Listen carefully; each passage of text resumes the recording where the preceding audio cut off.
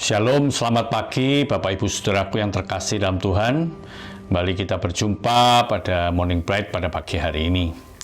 Nah, hari ini saya ingin mengajak Bapak Ibu Saudara sekalian, kita belajar secara khusus untuk tema yang baru. Kenapa? Karena beberapa waktu lagi, maksudnya bulan depan, kita akan memperingati akan dua hari besar yang sangat berarti bagi kita sebagai orang percaya, sebagai orang Kristen, ya. Yaitu yang pertama adalah hari Jumat Agung, yaitu di mana kita memperingati hari kematian Tuhan Yesus. Dan yang kedua adalah hari Paskah, yaitu hari kebangkitan Tuhan Yesus dari kematian. Nah, menjelang hari Jumat Agung di mana Tuhan Yesus mati dan disalibkan untuk kita semuanya, saya ingin mengajak Bapak Ibu Saudara untuk belajar dari orang-orang yang terlibat di dalam kejadian ataupun peristiwa ketika Tuhan Yesus disalibkan. Ya. Ada begitu banyak orang yang terlibat di dalam proses itu. Mulai dari penangkapan, kemudian sidang, baik itu di depan imam-imam kepala maupun juga pada Pilatus, pada Raja Herodes dan seterusnya, ya, sampai akhirnya Tuhan Yesus dijatuhi hukuman mati, yaitu disalibkan. Nah, dari sekian banyak orang yang dituliskan di dalam Alkitab, saya ingin mengajak Bapak Ibu Saudara melihat satu pribadi yang luar biasa, ya, yang jarang sekali disebutkan. Bahkan di dalam Alkitab itu memang disebutkan di dalam Injil Sinoptik, yaitu 3 Injil yang pertama, Matius, Markus, dan Lukas. Tetapi di tiap-tiap Injil itu dia hanya disebutkan satu kali, ya, atau satu ayat saja dari seluruh kitab itu. Yaitu apa? Yaitu orang yang bernama Simon. Ya. Coba perhatikan nanti dari Matius itu pasal 27 ayat 32. Ya, Matius 27 ayat 32. Kemudian dari Injil Markus itu pasal 15 ayat 21. Ya, Injil Markus pasal 15 ayat 21.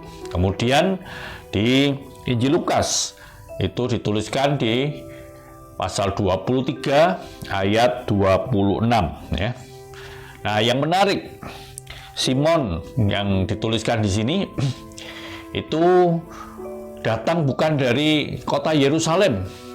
Dikatakan dia adalah Simon dari Kirene, karena memang banyak sekali orang yang bernama Simon pada waktu itu, termasuk salah satu murid Tuhan Yesus yang akhirnya jadi Petrus, itu kan namanya juga Simon, ya. Maka itu untuk membedakan Simon yang satu ini dengan Simon yang lain, itu disebutkan dia adalah Simon dari Kirene. Maksudnya apa? Maksudnya dia itu berasal dari sebuah kota yang bernama Kirene. Di mana Kirene itu?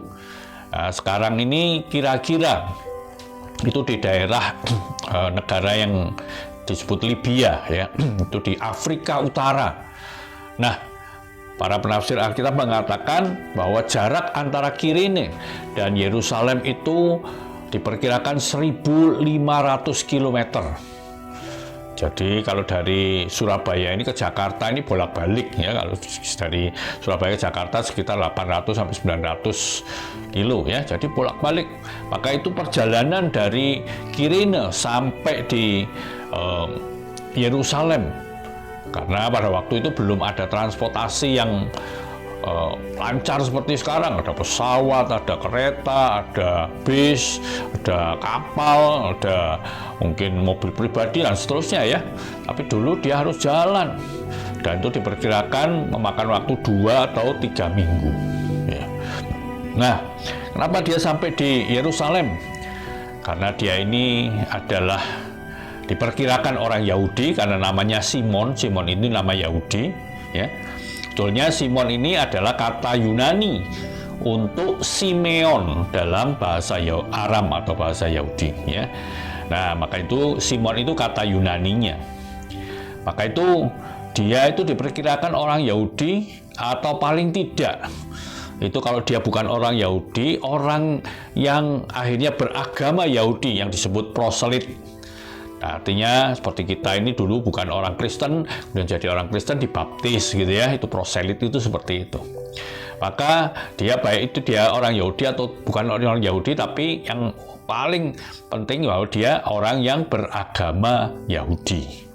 Nah, maka itu dia mengikuti akan peraturan orang-orang Yahudi, di mana disebutkan di dalam Ulangan pasal 16 ayat 16 itu bahwa setiap pria Yahudi itu minimal harus 3 kali dalam setahun pergi ke Bait Allah di Yerusalem. Dan diperkirakan Simeon ini justru datang ke Yerusalem untuk mengikuti aturan ini, yaitu merayakan apa? Paskah, yaitu merayakan hari raya roti tidak beragi. Nah, pada saat dia mau masuk ke kota Yerusalem, dia melihat iring-iringan yang besar sekali. Disitulah dia akhirnya bertemu dan melihat, oh, ada seorang yang sedang memikul salib, ya, dan seluruh tubuhnya dipenuhi dengan darah. Tapi dengan kondisi yang seperti itu dia lemah, hanya dia jatuh. Dan Simon dari Kirene ini akhirnya diambil atau ditangkap oleh prajurit Romawi, dipaksa untuk menggantikan Yesus memikul salibnya, salib Yesus ini. Nah, biasanya memang seharusnya orang yang dihukum itu yang memikul sendiri salibnya.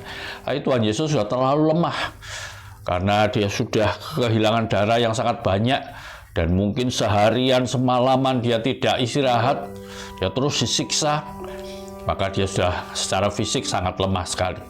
Maka itu Simonlah yang ditangkap dan disuruh memikul salibnya. Nah, ada begitu banyak hal yang bisa kita pelajari juga dari Simon ini, ya. Yaitu pertemuan yang tidak pernah dia rencanakan, yang tidak pernah dia pikirkan bahwa dia akan bertemu Tuhan Yesus. Bagaimana kelanjutannya, ya? Nah, minggu-minggu depan kita akan belajar lagi, ya. Selama beberapa minggu ini kita akan belajar dari Simon Kirene ini menjelang kita merayakan atau memperingati Jumat Agung kematian Tuhan Yesus yang disalibkan. Apa yang bisa kita pelajari? Mari kita terus belajar dari dalamnya. Tapi paling tidak kita tahu bahwa Simon adalah orang yang mau setia untuk menjalankan firman Tuhan, di mana dia datang ke Bait Allah meskipun dari jauh, dari Kirene yang jaraknya sekitar 1.500 km. Tapi dia tidak peduli, dia tetap mau datang. Hari kita juga mau terus datang kepada Tuhan. Meskipun situasi tidak mudah, situasi sulit, tapi kita yakin dan percaya itulah yang Tuhan inginkan, yang Tuhan rindukan setiap orang untuk boleh datang kepada Tuhan sendiri. Ya, Tuhan menolong dan memberkati kita semuanya. Amin. Morning bright, let your light be bright in Christ.